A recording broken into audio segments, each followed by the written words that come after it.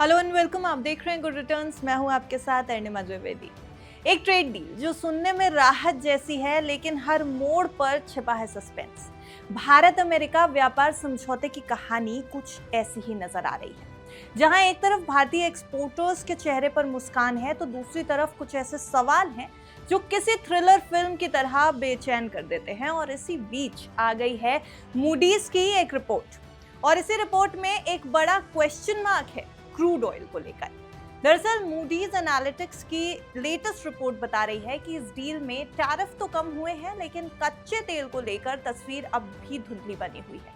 और यही वजह है कि यह समझौता सिर्फ एक आर्थिक फैसला नहीं, बल्कि एक रणनीतिक चाल दिख रहा है। सबसे पहले थोड़ा सा टैरिफ को लेकर मिली राहत के नंबर्स आपके लिए रिवाइज कर देते हैं, और फिर पूरी कहानी को इस वीडियो में आपको समझा देंगे। देखिए, अमेरिका ने भारतीय प्रोडक्ट्स पर बेस टैरिफ रेट को सीधे 50% से घटाकर 18% कर दिया, और इस छूट के बाद इंडिया पर बोझ लगभग 15% रह जाएगा। ये एनालिस्ट और एक्सपर्ट्स की राय। पिछले साल लगाई गई एक्स्ट्रा 25% पेनल्टी भी पूरी तरह से हटा ली गई। ये बड़ा बदलाव प्रधानमंत्री नरेंद्र मोदी और अमेरिकी राष्ट्रपति डोनाल्ड ट्रंप के बीच हुई फोन कॉल और उसके बाद इंडिया यूएस डील पक्की होने के बाद सामने आया। अब मूडीज की एसोसिएट इकोनॉमिस्ट अदिति रमन और इकोनॉमिस्ट डेनिस चेओक के मुताबिक ये भारतीय एक्सपोर्टर्स के लिए एक बड़ी राहत है, लेकिन असली परीक्षा इस बात की होगी कि इस डील को जमीन पर कितनी तेजी से लागू किया जाता है। अगर सब कुछ सही चला तो कम टैक्स के साथ भारतीय कंपनियां अमेरिकी बाजार में अग्रेसिव तरीके से आगे बढ़ सकती हैं। अब आइए इस रिपोर्ट की हाईलाइट पर, जो कि इस पूरे कंफ्यूजन का क्वेश्चन मार्क है। कच्चा तेल यानी क्रूड ऑयल। इस डील में यह मान लिया गया कि भारत धीरे धीरे रशिया से तेल खरीद कम करेगा और यूनाइटेड स्टेट्स और वेनेजुएला से इंपोर्ट बढ़ाएगा। अमेरिकी अधिकारी ऐसा दावा कर रहे हैं, लेकिन भारत की तरफ से इसकी कोई आधिकारिक पुष्टि नहीं हुई, बल्कि भारत का स्टैंड अभी भी क्लियर है। हमारी प्रायोरिटी है देश की ऊर्जा सुरक्षा। अब हकीकत यह है कि रूस भारत के कुल ऊर्जा इंपोर्ट का 30% से ज्यादा हिस्सा देता है, यानी 30% से ज्यादा। सितंबर में रूसी कच्चे तेल का इंपोर्ट सालाना आधार पर 27% गिरा, 27%, और अक्टूबर में 34% यानी 34%।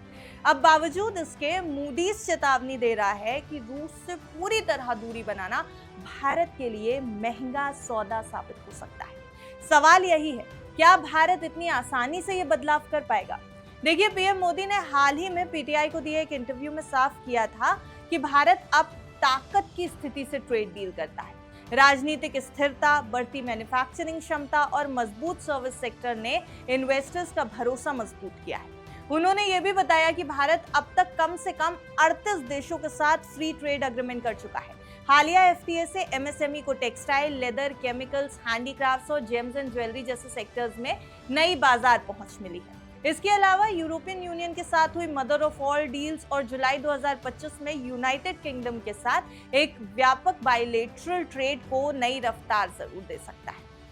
कुल मिलाकर ये भारत अमेरिका डील ट्रेड तनाव को कम करती दिखती है, लेकिन ऊर्जा प्रतिबद्धताओं पर साफ तस्वीर न होने से सस्पेंस अभी बरकरार है। अगर सारे पत्ते सही खुले तो भारतीय अर्थव्यवस्था नई ऊंचाइयों को छू सकती है, मगर रूसी तेल का ऑप्शन ढूंढना क्या इतना आसान होगा? क्या अमेरिका और वेनेजुएला रूसी तेल का ऑप्शन बन जाएगा? यही सवाल अब भी वैसा का वैसा ही बना हुआ है।